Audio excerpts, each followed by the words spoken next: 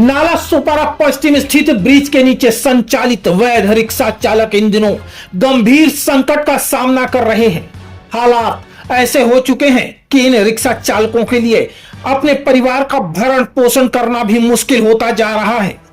क्षेत्र में धड़ल्ले से चल रहे अवैध रिक्शा, ट्रैफिक पुलिस की लापरवाही और मनपा प्रशासन की अनदेखी का खामियाजा वैध रिक्शा चालकों को भुगतना पड़ रहा है। रोजाना ये चालक 60 से 70 रुपए की सवारी के लिए कई घंटे तक रिक्शा लेकर कतार में खड़े रहने को मजबूर हैं। घंटों की मशक्कत के बाद कहीं जाकर उन्हें मामूली आमदनी हो पाती है। मैं विकास नाला सोपा पश्चिम। सर, रूपाली ताई ने जो हिसाब से यहाँ पे जो खाचा लग रहे थे डिवाइडर के इधर, तो रूपाली ताई ने वो डिवाइडर का काम तो किया, लेकिन मेरे बोलने का मतलब है एक एक रिक्शा वाला के सर पे इतना बोझा, घर का ईएमआई, रिक्शे का ईएमआई, घर का खर्चा, तो ये एक एक घंटा डेढ़ घंटे में 60 रुपया मिलता है। अगर हमने कभी कोई बाई चांस अगर भाग के अगर 80 पे आया तो हमारा फोटो पहला जाता है, और जो सामने से 4-4, 5-5 देखे जाता है उनका एक भी फोटो आता नहीं। अगर आ भी गया बाजू से डिलीट हो जाता है। तो कहने का मतलब है हमारे ऊपर इतना अत्याचार हो रहा है। मैं खुद इतना परेशान हो गया कि 2 घंटा 3 घंटा से ज्यादा मैं रिक्शा चला नहीं पा रहा हूँ, क्योंकि देर 2 घंटा लाए। मैं इतना हैंडीकैप आदमी रिक्शे को धक्का मार मार के आता हूँ। हाँ, तो कहने का मतलब है कि सर, हम आम आदमी तो जाए कहाँ। अब यहाँ पे रिक्शा वाले अगर नहीं कर पाएंगे, अगर घर पे 500, 600, 700 नहीं लेके जाएंगे, तो ये ब्रिज के नीचे मुझे लगता है कि सूली पे लटकना पड़ेगा, तब जाके ये सरकार जागेगी। यानी एक कुछ फैमिली को बर्बाद करो तो फिर ये जागेगी। तो इससे अच्छा वक्त से पहले जागे। मेरा बोलने का मतलब है कि बहुत दुखारी लोग है, लेकिन दुखारी लोग का बदुआ मत लीजिए। सर, आपका धन्यवाद, रूपाली ताई का धन्यवाद और शोएब भाई का धन्यवाद। एक्चुअली यहाँ जो है हमारे पास बहुत रिपोर्टर आके गए, बहुत रिपोर्टर चले गए। मैं आपको दोष नहीं देता हूँ, मैं शासन को सिर्फ दोष देता हूँ।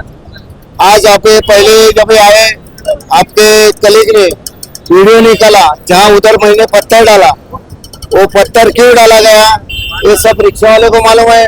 वहां से खांचे मारते थे, ये रुक रहे, मेरा पहला गाड़ी जाने दो। ये दादागिरी बंद करने के लिए मैंने पत्थर डाला और उसमें 102, 112 पुलिस का नंबर दिया, अभी तक है।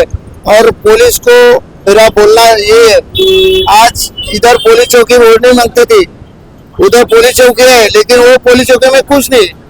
अभी उधर मॉनिटर भी है, कैमरा भी है, लेकिन वो कैमरा रिपेयर नहीं हो रहा है।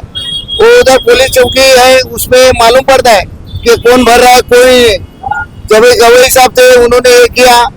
मेरे अभी आए हुए सभी पुलिस वाले को विनती है कि तुम लोग भी करो। वहाँ भाजी के टकोरी रखी जाती है, वहाँ जो नहीं रखना मांगता वो रख जाता है। वहाँ पुलिस बैठा ही नहीं, पुलिस बैठा तो रिक्शा वाला आता है। अब वहाँ से आप देखेंगे तो कांच से पुलिस देखता है। वो सिस्टम हमने किए थे, लेकिन वो सिस्टम फॉलो नहीं किए।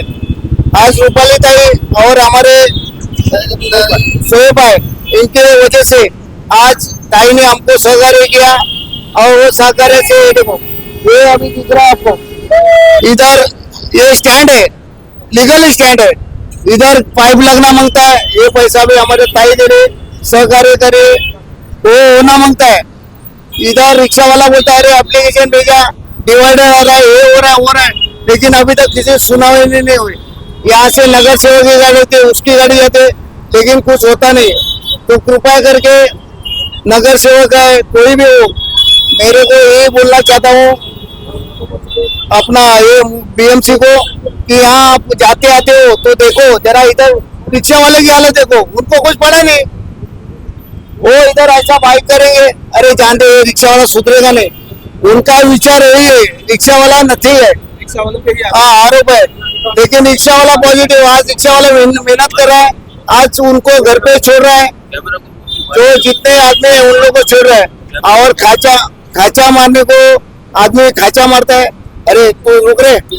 और ये ऐसी दादागिरी में कितनी मारामारी होगी।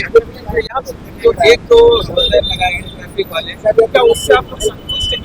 हाँ, संतुष्ट बोलेंगे तो हमारे जो एक सिंगे साहब है उनका धन्यवाद। एक ही हवलदार है, एक सिंगे साहब, वो जो कर रहे, अभी ये जो ब्रेक बोला वो अमर राय सिंह भाई कर रहे, लेकिन दूसरे कोई नहीं कर रहा है, तो उनको भी सुधारा जाए। जैसे राय सिंह अपना एक सिंगे साहब है, वैसे 2-3 आवर भेजे।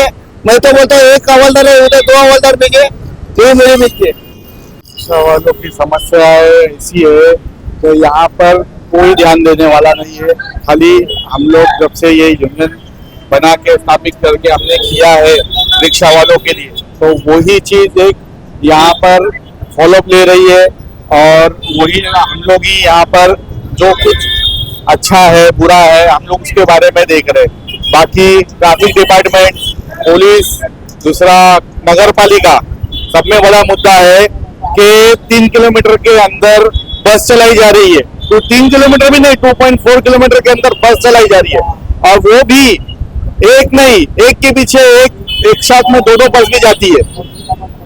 तो ये बस जो चल रही है उसका मार रिक्शा वालों के ऊपर है। दूसरा, इनलीगल रिक्शा एकदम धड़ल्ले से चल रही है, किसी का रोक टोक नहीं है। यहाँ पर वाहतुक विभाग ठीक है, वो भी वही काम कर रहे हैं, और रजिस्ट्रेशन जो परिमंडल डिपार्टमेंट है उनकी गाड़ियां खाली उनको घूमने के लिए दी गई है, उनको कोई कार्रवाई करने के लिए नहीं। उन्होंने पता ना कि अक्टूबर से लेकर जनवरी का 20-21 तारीख हो गई है, उन्होंने एक कार्रवाई भी रिक्शा वालों के ऊपर की है क्या? वो गाड़ियों में घूमते, नंबर डालते और चले जाते। ये ब्रिज के नीचे आउट ऑफ स्टैंड के इतना मुद्दा है, रोज मेरी बातचीत होती है। नीचे ट्रैफिक हवलदार सीधा बोलते हैं एक जन का काम नहीं है, तो एक जन का काम नहीं तो हम रिक्शा वाले वो मुद्दा उठा के 3 जन वहां पे ड्यूटी करेंगे, हमारा घर कौन चलाएगा? हमारे पीछे भी फैमिली है, हम लोग अकेले नहीं है भाई, आपके जैसे हमारे पीछे भी 4 जन है।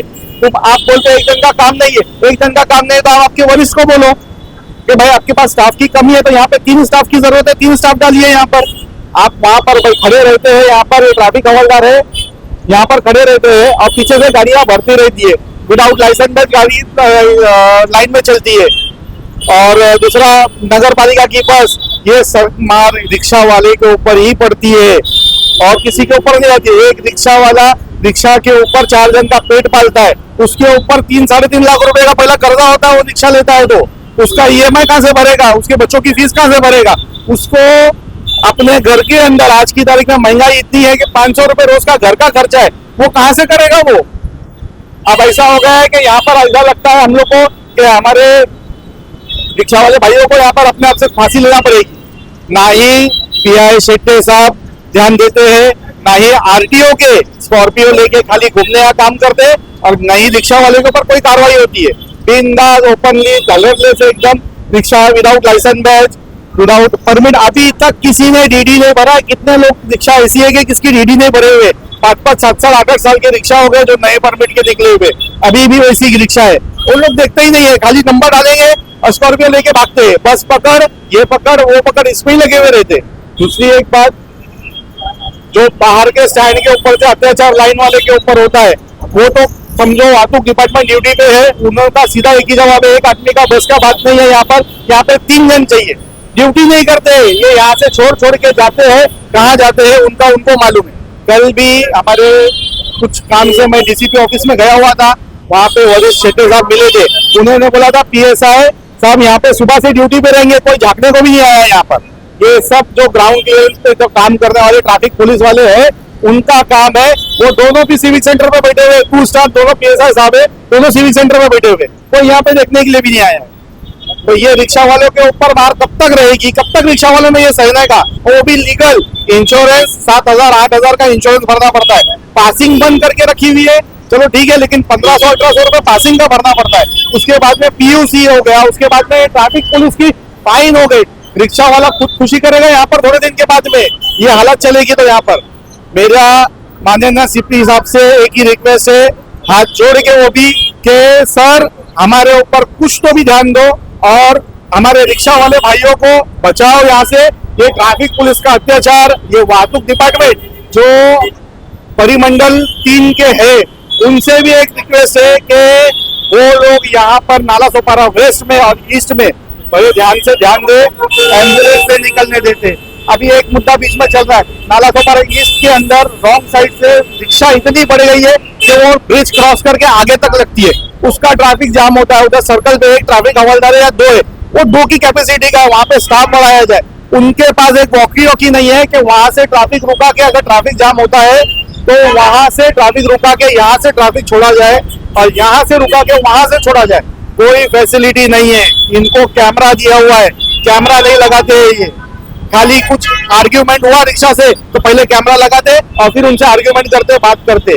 यहाँ पर एक एक घंटा लाइन में खड़े रहो और उसके बाद में आगे से आके रिवर्स मारते हैं गाड़ियां। कितने लोग दूसरे बाजू में, लाइन के बाजू में एकदम चिटका के गाड़ी लगा देते, कोई देखने वाला नहीं है। मैं आपको कुछ वीडियो देता हूँ रात में, तो यहाँ से गाड़ी रिवर्स जाती है वहां पर। ये लाइन वाले कहाँ जाएंगे, कहाँ जाएंगे हम लोग? थोड़े दिन के बाद में हम लोग एक काम करेंगे कि ये जितने जितने वरिष्ठ लोग हैं उनके पास जाके हम लोग एक धरना लड़ेंगे और कुछ ना कुछ तो उसका हल निकालना ही पड़ेगा। दूसरा कोई रास्ता नहीं दिख रहा है यहाँ पर, क्योंकि बेआम खुलेआम छूट से गाड़ी चल रही है। नमस्कार, मेरा नाम सोहेल शेख, मैं राष्ट्रवादी शरद चंद्र पवार के जिला उपाध्यक्ष हूँ। मैं आपके माध्यम से एक बात उन लोगों को कहना चाहूंगा जो आज तक के वाहतूकदारों को जो तकलीफ और परेशानियां झेलते आने के पड़ा है, लेकिन आज के बाद उनको तकलीफ परेशानी झेलने की जरूरत नहीं पड़ेगी, क्योंकि शरद पवार के कार्यकर्ता अभी जिंदा है वसई विरार में। और मैं उन लोगों को आपके माध्यम से एक चेतावनी देना चाहता हूँ कि आप तैयार रहिए, बहुत जल्दी हम लोग तीव्र भूमिका लेने वाले हैं और आपको उस चीज का सामना करना पड़ेगा। ये चीज का ध्यान रखिए, क्योंकि आप लोगों ने गरीबों को जो तकलीफ देने का काम शुरू किया है ना, ये बहुत गलत है। इन गरीबों के चेहरों को देखकर देखो, आपको लगता है ये जो कितना तकलीफ और कितना परेशानी में जीते होंगे। आप बड़े बड़े लोगों को अपने पास बिठाते हो, कुर्सी पे बिठा के उनको चाय पिलाते हो, उनके जो सवाल रहेंगे वो उनको पूरे करते हो, और गरीबों पे कौन ध्यान देगा? इन वाहतूकदारों पे कौन ध्यान देगा? बेचारे रिक्शा वाले इतना परेशान, इतना तकलीफ में रहते हैं, उनके ऊपर आपका ध्यान नहीं है। मैं आरटीओ अधिकारी, मैं जो वाहतूक के प्रभारी हैं सेठे साहब, उनको महानगर पालिका भी कुछ है उनको भी बोलना चाहूंगा। और यहाँ पर जो खड़े रहते राइजिंग करके, वो भी अपना ध्यान रखे। बहुत जल्दी उनको मैं सस्पेंड कराने वाला हूँ। जो इनके यहाँ पे खड़े रह के जो करते हैं ना काम, जेब में हाथ डाल के जो खड़े रहते हैं यहाँ पर, और भी तैयार रहना, उनको जल्द से जल्द मैं सस्पेंड कराने की भूमिका लेने वाला हूँ। इन्हीं समस्याओं को देखते हुए एनसीपी शरद चंद्र पवार गुट की महिला नेता रूपाली लोंढे रिक्शा चालकों के समर्थन में आगे आई हैं। वे लगातार प्रशासन के समक्ष इन रिक्शा चालकों की परेशानियों को उठाकर उन्हें न्याय दिलाने की लड़ाई लड़ रही हैं। मेरा नाम रूपाली लोंढे है। मैं राष्ट्रवादी कांग्रेस शरद चंद्र पवार पक्ष से हूँ, महाराष्ट्र प्रदेश महिला संगठन सचिव। और यहाँ पे आज साल भर हो गया और यहाँ पे अधिकृत अनाधिकृत रिक्शाओं का मसला था, जो कुछ लोगों ने चैलेंज किया गया था कि यहाँ पे कोई सुधार नहीं आएगा। पर मेरे ये जो रिक्शा बांधव है, आज वो खुद ही अपने जबान से इसको बोल रहे कि ताई आपने आके यहाँ पे सुधार लाया है। तो कुछ चीजें बार बार ये सुधार लाने के बाद अगर कुछ अच्छा हो रहा है तो उसमें गलत सोचने वाले काफी होते हैं। तो इन बेचारों रिक्शा वालों को अभी भी उनका तकलीफ देना शुरू है। जैसे पहले बोलने जाऊंगी तो बहुत फेमस हो गया है वो मुद्दा कि यहाँ के जो फांदेबाज है या अनाधिकृत रिक्शा वाले हैं, उनको ये सुधार अच्छा नहीं लग रहा है। तो फांदा मारना, सामने वाले का दिमाग गर्म करना, ऑब्वियसली सामने वाला गर्म हो ही जाएगा, क्योंकि एक एक 1.5 2 घंटा लाइन में लग के वो इस 20 30 रुपए के लिए खड़ा रहता है। और मैंने खुद देखा, आप देखिए बाद में लाइन में कि कितने उम्र वाले सारे ये रिक्शा वाले भी है, जो कोई अपनी बेटी के शादी के लिए, कोई बच्चे के पढ़ाई के लिए, कोई घर चलाने के लिए ये सब मेहनत कर रहे। तो ये फांदेबाज जो है वो इनको उकसाने का काम करते, इनमें आपसी बहस होता है। पर इसका यहाँ पे मामला खत्म न होते हुए अपने घर से महिलाएं बुला के उनको मारपीट करना और वही महिलाएं जाके झूठा विनय भंग का गुना दाखिल करना। तो ऐसे 2 बार हो चुका था, तो लेकिन 2 बार हमने पुलिस को सच्चाई बता के नाला सुपर वेस्ट के माननीय वड़वी साहब, उनके पास जाके एविडेंस देके उन्होंने उस बात को रुका दिया था। आगे की प्रोसीजर हुई नहीं थी, उसके बाद भी ये लोग रुके नहीं। तो हमारे जो यही वाहतूक का विकी खान है, जो हमारे रिक्शा स्टैंड के नाला सुपर का अध्यक्ष है, तो उसके ऊपर भी वही सेम चीज हुआ, महिलाओं का मारपीट करना। वो चीजें पुलिस स्टेशन तक गई, हमने पुलिस को सारी सच्चाई बताई, पर उनको यकीन नहीं था। हमने कुछ सीसीटीवी फुटेज लाए, उनको दिए, कि वो अपना बंदा हाथ बांधे खड़ा है, पर कुछ महिलाएं उसको मार रही है। फिर भी उसके ऊपर जबरन 1 घंटे के अंदर गुना दाखिल किया गया। उसके बाद हमने अपने पार्टी की तरफ से बहुत जोर लगाया, उनको समझाया, तब जाके सामने वाले पे गुना दाखिल हुआ। पुरावे देने के बाद भी वरवी साहब सुनते नहीं है, गुना जबरदस्ती दाखिल करते हैं, क्योंकि ऐसे चीजें करने में उनको ज्यादा जल्दी इंटरेस्ट है। और सच्ची में जिनके ऊपर अत्याचार हुआ है, ऐसी महिलाएं भी है जो 2-2 साल से उस पुलिस स्टेशन की चप्पलें घिस रही थी कि हमारे ऊपर अन्याय हुआ है, हमारा गुना दाखिल करिए। वो चीज उनसे नहीं होती है। और अगर कोई महिलाएं ऐसी जाती है या कोई आपसी मतभेद वाले जाते हैं और सच्ची में अगर ये बंदा है और इसके ऊपर अत्याचार हुआ है, मारपीट हुई है, उसको लगा, तो उसकी सुनिए। नहीं, आप सुनते नहीं हो, आप डायरेक्ट चैप्टर पे खड़ा करते हो। चैप्टर लगा दिया, दोनों को डरा दिया, हो गया। पर सच्ची में जो घटना घटी है उसका कारण क्या है, क्यों सामने वाला अपने तक आया है, उसका इन्वेस्टिगेशन करिए। अगर वो चैप्टर के लायक है तो आप लगाइए, पर हर किसी को आप चैप्टर को भेज रहे हैं। और हम अगर कुछ बात करते हैं तो आपके पास सही से जवाब भी नहीं होते। तो ये जो सरकार है, जुमला सरकार, जिन्होंने सत्ता में आते ही, मैं माननीय गृह मंत्री साहब को बोलूंगी कि इतनी गुनहगारी बढ़ गई है। और पुलिस कुछ जगह पे, हम हर कोई पुलिस नहीं बोल रहे, ऐसे बहुत सारे बोलने जैसे पुलिस के बारे में भी अच्छे मुद्दे हैं जो हम सैल्यूट करते हैं, पर कुछ ऐसे हैं जो अपनी दादागिरी चला रहे हैं। रक्षक का काम अलग रह गया और कुछ अलग ही काम यहाँ पे होता है। तो मैं आपके चैनल के माध्यम से यही कहूंगी कि पुलिस को जिस कार्य के लिए चुना गया है वो वही करे तो अच्छा है, क्योंकि उनको सरकार पगार देती है, ना कि किसी गरीब को झूठे गुने दाखिल करके पुलिस स्टेशन के चक्रे लगवाए।